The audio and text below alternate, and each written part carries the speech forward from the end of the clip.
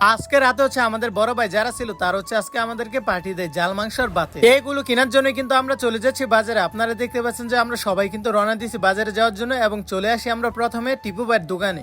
এবং এখানে এসে হচ্ছে আমরা 10 কেজির মতো মুরগি নিই টিপু ভাইয়ের দোকান থেকে মুরগি কিনে। কিন্তু এখন আমরা চলে আসি কাঁচা বাজারে এবং এখান থেকে হচ্ছে সালাদের জন্য যা যা লাগে সবকিছু নিয়ে কিন্তু এখন আমরা চলে যাচ্ছি আরিফ মামাদের বাড়িতে। আর আজকে হচ্ছে আপনাদেরকে মুরগি কাটার ভিডিওটি দেখাবো না, কারণ এটা দেখালো হচ্ছে ফেসবুক অথবা টিকটক দুইটার মধ্যে সমস্যা হয়।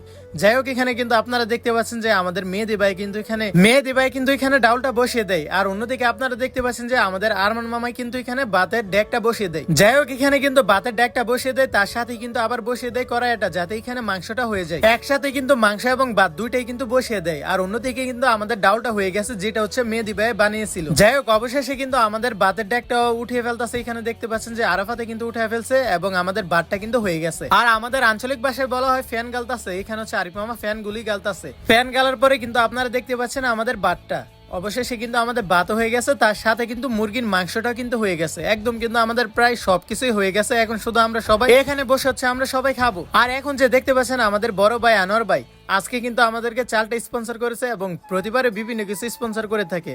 আর আমরা যখন যেটা চাই ওইটাই কিন্তু দেওয়ার চেষ্টা করে। আর এখন কিন্তু রিমনে আরিফ মামা শাইনে মিলে কিন্তু সবাইকে ভাত বেড়ে দিয়েছে এবং তার সাথে কিন্তু মাংসগুলো বেড়ে দিয়েছে। আর এখানে দেখতে পাচ্ছেন প্রথমে কিন্তু এখানে আমি খাওয়াটা শুরু করে দিই। আর এখন দেখতেছেন যে সবাই কিন্তু এখানে খাওয়াটা শুরু করে দেয়। আর আজকে জাল মাংস আর ভাতটা কিন্তু হয়েছিল অনেক স্বাদ, তার সাথে কিন্তু হয়েছিল অনেক জাল।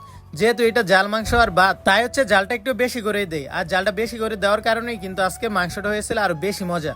মানে জালটা দেওয়ার কারণে কিন্তু মাংসটা আরো বেশি ভালো লাগছে।